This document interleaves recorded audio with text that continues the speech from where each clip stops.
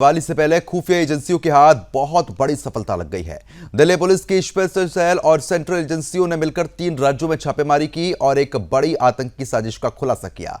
पिछले 2 दिनों से चल रहे ऑपरेशन के दौरान आईएसआईएस के 5 आतंकियों को गिरफ्तार किया गया है, जिसमें से 2 आतंकियों को दिल्ली से और 1 आतंकी को रांची से गिरफ्तार किया गया है। आतंकियों के पास से हथियार और बम बनाने का सामान भी बरामद हो गया है।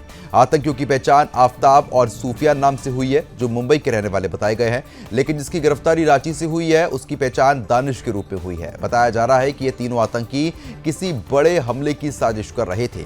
दिल्ली की स्पेशल सेल सेंट्रल एजेंसी के साथ मिलकर टेरर नेटवर्क का भांडाफोड़ करने के लिए 3 राज्यों में छापेमारी की, जिसमें दिल्ली, मुंबई और झारखंड राज्य शामिल हैं। इस दौरान उन्होंने दिल्ली में 2 और रांची से 1 आतंकी को गिरफ्तार कर लिया है। तो बड़ी सफलता जो है वो फिलहाल हाथ लग चुकी है।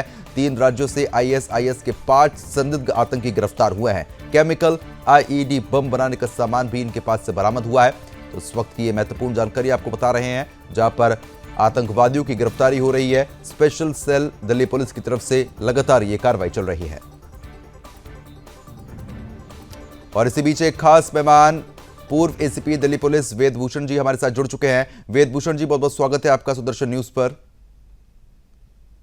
वेद भूषण जी, जिस तरीके से हम लगातार स्लीपर सेल का नाम सुनते हुए काफी लंबे वक्त से आ रहे हैं, जहां पर स्लीपर सेल जिस तरीके से एक्टिव होते हैं उनको पकड़ना बड़ा मुश्किल होता है, लेकिन 3 आतंकी गिरफ्तार हुए हैं। रांची से भी गिरफ्तारी हुई है, दिल्ली से भी गिरफ्तारी हुई है और ये लगातार गिरफ्तारियां देखने को मिल रही है। अब स्थिति क्या बन सकती है? किस तरीके से खास तौर पर स्लीपर सेल को और तेजी के साथ इनकी गिरफ्तारी हो सकती है? क्या कुछ कार्रवाई होती है? देखिए, जब भी त्योहार आते हैं या कोई ऐसा ओकेजन होता है प्रदुमन, जब ये जो स्लीपर सेल्स हैं वो एक्टिव होना चाहते हैं, चाहे वो 15 अगस्त का टाइम हो, 26 अगस्त का टाइम हो, या हिंदुओं के बड़े त्योहार आते हैं, दीपावली, होली है, तो उस टाइम इनकी कोशिश होती है कि कुछ ऐसा संदेश या मैसेज दिया जाए जिससे कि पूरी दुनिया के अंदर पता लगे कि इस्लामिक जो टेरर है वो अभी जिंदा है। देश के अंदर जो जैश ए मोहम्मद है, लश्कर ए तैयबा है, जो हिंदुस्तान के अंदर एक्टिव हैं, और उनकी मदद करने के लिए आईएसआईएस बाहर से उनको सपोर्ट करता है, उनको फाइनेंशियल सपोर्ट करता है, उनको और तमाम सुविधाएं जो उनको बॉम्ब ब्लास्ट के लिए या चाहिए या टेररिस्ट एक्टिविटीज के लिए चाहिए, वो अपने धार्मिक उद्देश्यों को पूरा करने के लिए, इस्लामिक कंट्रीज में एक मैसेज पहुंचाने के लिए इस तरह की एक्टिविटीज के लिए संलिप्त रहते हैं। और जब जब भी मौका आता है तो वो कोशिश करते हैं। परंतु दूसरी तरफ हमारी जो सिक्योरिटी एजेंसीज हैं, चाहे दिल्ली पुलिस की स्पेशल सेल है और हमारी इंटेलिजेंस है, एनआईए है, तमाम कोशिश करती रहती है कि कैसे इनको पकड़ा जाए, कैसे कानून के जद के अंदर लाया जाए।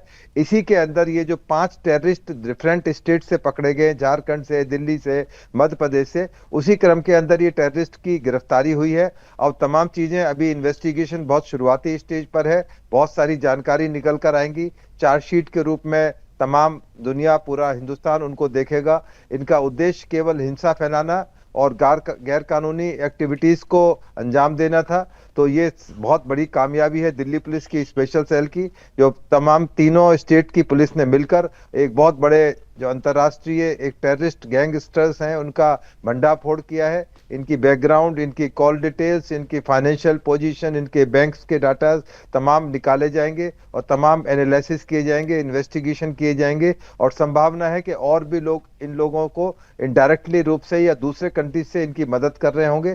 तो क्योंकि ये तमाम यंगस्टर्स हैं जिनकी आप तस्वीर दिखा रहे हैं टेलीविजन के ऊपर, ये तमाम यंगस्टर्स हैं, इनको बहकाया फुसलाया जाता है, पैसे का लालच दिया जाता है, धर्म के नाम पर इनको मिसगाइड किया जाता है कि यदि आप इस तरह की एक्टिविटीज करोगे तो अल्लाह ताला आपको बहुत बड़ी स्थान पर रखेगा, बड़ी अच्छी पोजीशन पर रखेगा, आप कामयाब जिंदगी में हो जाओगे।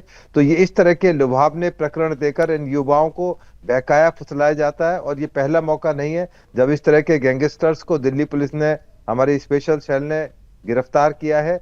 गाहे बगाहे इस तरह के जो स्लीपर सेल्स हैं या इस तरह के जो रास्ते से भटके हुए युवा हैं, उनको पुलिस अरेस्ट करती रहती है। सरकार इस बारे में पूरा ध्यान रखती है, क्योंकि अभी हाल में बांग्लादेश में, नेपाल में और कुछ पड़ोसी राज्यों के अंदर जो एक्टिविटीज हुई हैं, अफगानिस्तान है, तो उनमें इस तरह की चीजें हो रही हैं, उसको मद्देनजर रखते हुए इस तरह के तत्वों पर निगाह रखना जरूरी है, क्योंकि ये मौका निकालकर तमाम तरह के दंगे फैलाने की कोशिश करते हैं। बिल्कुल, कहीं ना आपने कहीं इनकी आपके गिरफ्तारी जो है व्यूअर्स वो ने बेहद ज्यादा जरूरी है, जिस तरीके से आप भी बता रहे हैं, क्योंकि देखिए 5 आतंकी जो है वो अब तक गिरफ्त में आ चुके हैं। लेकिन वेदभूषण जी, एक चीज मैं जरूर समझना चाहूंगा आपसे कि स्लीपर सेल से चीजें उगलवाना काफी ज्यादा मुश्किल होता है, और पुलिस भी काफी कुशलता पूर्वक इस काम को अंजाम देती है कि ज्यादा से ज्यादा उनसे चीजें उगलवाई जा सके। इनके साथ संपर्क में और कौन कौन लोग हैं वो पता लगाने में कितनी कठिनाई आती है? देखिए, आजकल डिजिटल का टाइम है। ये जो टेररिस्ट हैं, हम्म। ये हर तरह के गैजेट्स को इस्तेमाल करना जानते हैं। उनके पास मोबाइल्स और तमाम तरह के एआई इक्विप्ड होते हैं, परंतु पुलिस भी आज की डेट में वेल इक्विप्ड है, हर तरह से तैयार है। और सबसे बड़ी चीज है, आज जो नया कानून 2024 में भारत में लाया गया था, उसमें जो डिजिटल एविडेंस है, पहले उनको सेकेंडरी एविडेंस माना जाता था, परंतु अब वो प्राइमरी एविडेंस बन चुके हैं। तो ये जो जितने भी ये मोबाइल से इस्तेमाल करते हैं या कहीं कैश के ट्रांजैक्शंस करते हैं, वो डिजिटल की शेप में होते हैं, और वो बतौर सबूत इनके खिलाफ, खुद इनके खिलाफ सबूत इकट्ठे हो जाते हैं। तो ये तमाम चीजें जब डिजिटल इन्वेस्टिगेशन की जाएगी, इनके तमाम जो कनेक्शंस हैं खंगाले जाएंगे।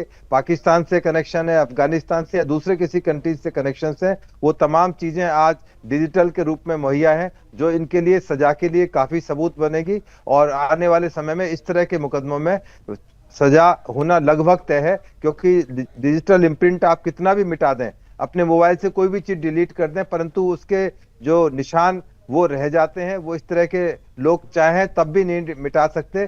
तो आने वाला समय इस तरह के लोगों के लिए और मुश्किलात होने वाला है, क्योंकि ना तो बेल हो पाएगी और सजा वाले केसेज हैं। तो इन्वेस्टिगेशन अभी चूंकि शुरुआती जी। स्टेज पर है, हमें और इंतजार करना चाहिए कि पुलिस इन्वेस्टिगेशन क्लोज करने के बाद में जब चार्जशीट के रूप में इनके खिलाफ जो तमाम सबूत बताएगी, तब उसके बाद में सही स्थिति का आकलन हम और आप दोबारा बैठकर करेंगे। बिल्कुल, लेकिन जिस तरीके से वेदभूषण जी, इनके नेटवर्क को तोड़ना बहुत जरूरी है, क्योंकि जिस तरीके से आप भी बता रहे हैं कि लालच दिया जाता है, चाहे वो पैसे का हो चाहे वो किसी और चीज का हो। पाकिस्तान से इनके जो हैंडलर हैं वो इनसे संपर्क साधते हैं, तो उस नेटवर्क के बारे में कैसे पता लगाया जा सकता है? खासतौर पर एटीएस काम कर रही है, एसटीएफ काम कर रही है, और आप बता भी रहे हैं कि पुलिस काफी अत्याधुनिक अब हो चुकी है, हर चीज को बड़ी कुशलता के साथ पकड़ा जाता है। लेकिन इस नेटवर्क को ध्वस्त करने में और क्या कुछ चीजें पुलिस को लानी चाहिए, जिससे एक जल्दी से जल्दी इनकी गिरफ्तारी हो पाए? देखिए प्रद्युमन, ये चूहा बिल्ली का खेल है। कभी चोर आगे, कभी पुलिस आगे, वो उस पीछे है। तो ये स्थिति ऐसी है कि तमाम चीजें लगातार दूसरी तरफ से भी कोशिश की जाती हैं। आपने पाकिस्तान का नाम लिया और दूसरे कंट्रीज का नाम लिया, वो लोग भी कोशिश करते रहते हैं। हमारी इंटेलिजेंस एजेंसीज, पुलिस भी हर समय चौकन्ना रहती है इस तरह के तत्वों से। तमाम उनके जो नेटवर्क है उनको क्रैक किया जाता है, तमाम इंटेलिजेंस इनपुट्स हासिल किए जाते हैं, जो मुखबर हैं उनके बारे में बताते हैं। इनमें कुछ लोग ऐसे भी होते हैं जो खुद मुखबरी करना चाहते हैं, पुलिस के गुप्त सूचना देते हैं। तो इस तरह के जो गैंग्स हैं उनको हालांकि बस्ट करना पुलिस के लिए हमेशा एक बहुत बड़ा चैलेंज रहा है, क्योंकि ये तमाम इस्लामिक पैटर्न पर काम करते हैं। केवल इसके अंदर कि मुस्लिम और मुस्लिम लोगों को ही कनेक्ट किया जाता है, उनको जोड़ा जाता है, जो कि बड़े हार्डकोर होते हैं। परंतु जो आज डिजिटल का टाइम है, तमाम चीजें पुलिस के नेटवर्क में होती हैं, कौन किस तरह से एक्टिविटीज है, कौन कहाँ उनके जो गुर्गे हैं काम कर रहे हैं नेटवर्क के अंदर, वो तमाम चीजें निगाह में रखी जाती हैं, जिस वजह से इस तरह के लोगों को क्रैक किया जाता है, इस तरह के गैंग्स को बस्ट किया जाता है, पकड़ा जाता है, कानून के दायरे में लाया जाता है, अदालतें उसके ऊपर निर्णय करती हैं। अभी आपने देखा कि शर्जील इमाम जैसे बहुत बड़े, जिसने देश को तोड़ने की कोशिश की थी, उसको हाई कोर्ट ने किस तरह लताड़ा है बेल देने के नाम पर। अब वो सुप्रीम कोर्ट भागे हुए हैं। मुझे लगता नहीं कि इस तरह के लोगों को बेल नहीं मिलनी चाहिए, ये आजीवन कारावास जेल में रहने चाहिए। कितने लोगों को ये लोग नुकसान पहुंचा सकते हैं, कितने लोगों को मार सकते हैं इनकी एक्टिविटीज।